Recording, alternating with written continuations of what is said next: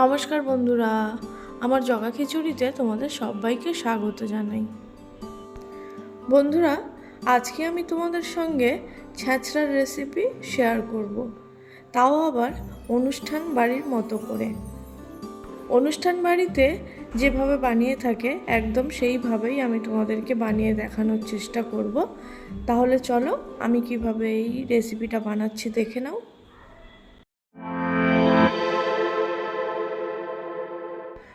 ছ্যাঁচড়াটা বানানোর জন্য বেশ অনেক রকমের সবজির প্রয়োজন পড়বে। সিজন অনুযায়ী আমাদের যার কাছে যেমন সবজি থাকবে সেই দিয়েই বানানো যেতে পারে, তবে ওই সবজিগুলোর মধ্যে আলু, কুমড়ো আর পুঁই শাকটা কিন্তু থাকতেই হবে। তো আমি এখানে বেশ কয়েক রকম সবজি কেটে নিয়েছি।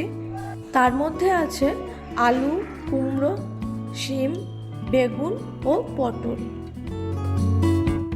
আর এই বাটিটার মধ্যে নিয়েছি পুঁই শাক, পাতাসহ পুঁই শাক ধুয়ে পরিষ্কার করে কেটে নিয়েছি।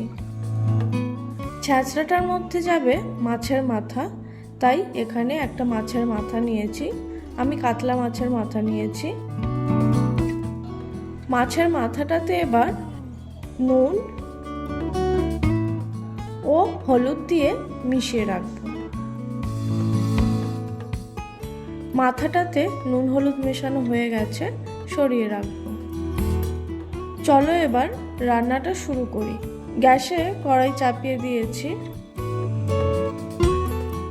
কড়াইয়ের মধ্যে দিয়ে দেব বেশ অনেকটা পরিমাণে সাদা তেল।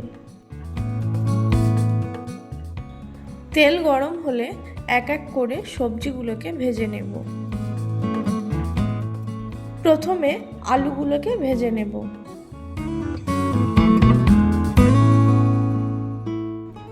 আলুটা সুন্দর লাল করে ভাজা হয়ে গেছে, উঠিয়ে নেব। এবার কুমড়োগুলোকেও ভেজে নেব একইভাবে।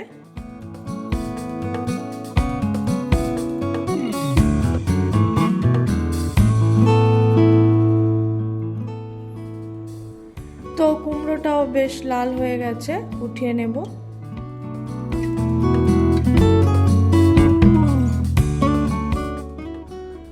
কুমড়োটাকে উঠিয়ে নিয়ে দিয়ে দেব পটলগুলোকে।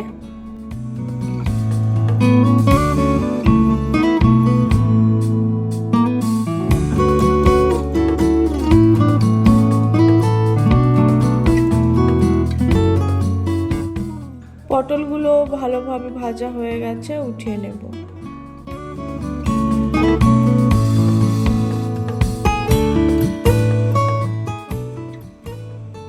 একইভাবে শিম ও বেগুনগুলোকেও ভেজে তুলে নেব।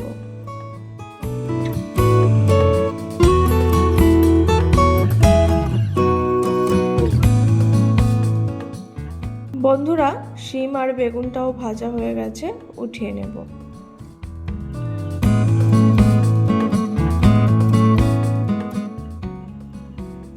এখন এই তেলের মধ্যেই মাছের মাথাগুলোকেও ভেজে নেব।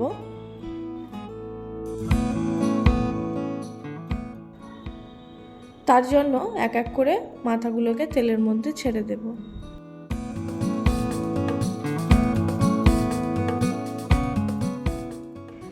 মাথাগুলোকে তেলের মধ্যে দেওয়ার পরই ঢাকা দিয়ে দেব, কারণ মাছের মাথা প্রচণ্ড ফাটে।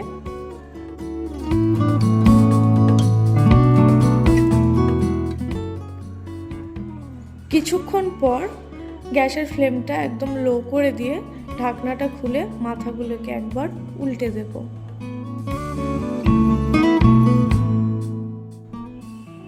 মাথাগুলোকে উল্টে দেওয়ার পর আবারও ঢাকা দিয়ে ভাজতে দেব। কিছুক্ষণ পর আবারও ঢাকনাটা খুললাম। আরও একবার মাথাগুলোকে উল্টে পাল্টে ভেজে নেব।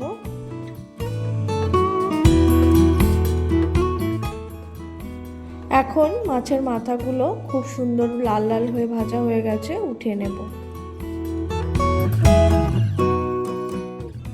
এখন কড়াই থেকে এই ভাজার তেলটা নামিয়ে ফেলবো। এবার কড়াইয়ের মধ্যে দিয়ে দেব সর্ষের তেল।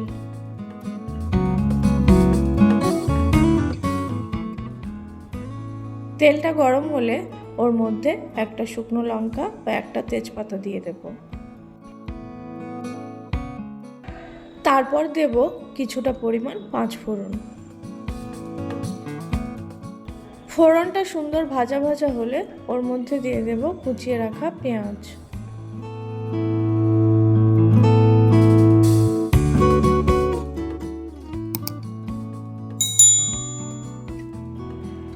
পেঁয়াজটা ভাজতে ভাজতে যখন এরকম লাল হয়ে আসবে তখন ওর মধ্যে দিয়ে দেব 1 চা চামচ রসুন বাটা ও 1 চা চামচ আদা বাটা। তার সাথে দিয়ে দেব পরিমাণ মতো নুন। এবার রসুন আদাটাকেও কিছুক্ষণ ভেজে নেব যাতে কাঁচা গন্ধটা বেরিয়ে যায়। মশলাটাকে বেশ কিছুক্ষণ কষানোর পর ওর মধ্যে দিয়ে দেব সামান্য জল যাতে মশলাটা পুড়ে না যায়। জলটা দেওয়ার পর ওর মধ্যে দিয়ে দেব হলুদ গুঁড়ো ও লঙ্কা গুঁড়ো। হলুদ ও লঙ্কা গুঁড়োটা দেওয়ার পরেও আরও কিছুক্ষণ মশলাটাকে কষিয়ে নেব। এখন মশলাটা বেশ সুন্দরভাবে কষে গেছে। এবার ওর মধ্যে দিয়ে দেব কেটে রাখা পুঁইশাকটা। পুঁইশাকটাকে দিয়ে মশলাটার সাথে ভালোভাবে মিশিয়ে নিয়ে ঢাকা দিয়ে দেব। এতে পুঁইশাকটা তাড়াতাড়ি নরম হয়ে যাবে। কিছুক্ষণ পর ঢাকনাটা খুললাম, দেখো পুঁইশাকটা নরম হয়ে কতটা কমে গেছে। পুঁইশাকটাকে একবার নাড়িয়ে চাড়িয়ে দিয়ে ওর মধ্যে দিয়ে দেব সর্ষে বাটা। এখানে আমি সাদা সর্ষে ও কালো সর্ষে বেটে রেখেছিলাম। সর্ষে বাটাটা দেওয়ার সাথে সাথেই ভেজে রাখা সবজিগুলোকেও উঠিয়ে দেব। এবার সব কিছুকে খুব ভালোভাবে একসাথে মিশিয়ে নেব। এখন ওর মধ্যে ভেজে রাখা মাছের মাথাটা তুলে দেব। তারপর ঢাকা দিয়ে এটাকে রান্না হতে দেব। কিছুক্ষণ পর ঢাকনাটা খুললাম। তোমরা দেখতেই পাচ্ছ পুঁইশাকটার থেকে কতটা জল বেরিয়েছে। আবারও সব কিছুকে একবার ভালোভাবে নাড়িয়ে চাড়িয়ে নেব আর তার সাথে খুন্তি দিয়ে মাছের মাথাগুলোকেও অল্প অল্প করে ভেঙে দেব। এতে করে ছ্যাঁচড়ার স্বাদটা আরও খুব ভালো হবে। সব কিছু খুব ভালোভাবে মিশিয়ে নিয়ে আরও একবার ঢাকা দিয়ে দেব, কারণ সবজিগুলো আরও একটু সিদ্ধ হবে। আরও বেশ কিছুক্ষণ রান্না করে নেওয়ার পর এখন ঢাকনাটা খুললাম। এবার আবারও সবজিগুলোকে নাড়িয়ে চাড়িয়ে দিয়ে দেখে নেব সব কিছু সিদ্ধ হয়েছে কিনা। তো দেখো সব কিছু খুব ভালোভাবে সিদ্ধ হয়ে গেছে। এখন ওর মধ্যে দিয়ে দেব স্বাদের জন্য চিনি।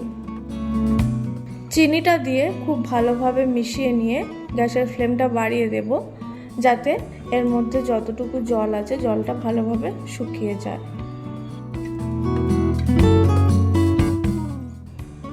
বন্ধুরা বেশ অনেকক্ষণ ধরে নাড়িয়ে চাড়িয়ে নেওয়ার পর এখন দেখো ছ্যাঁচড়াটার মধ্যে আর এক ফোঁটাও জল নেই।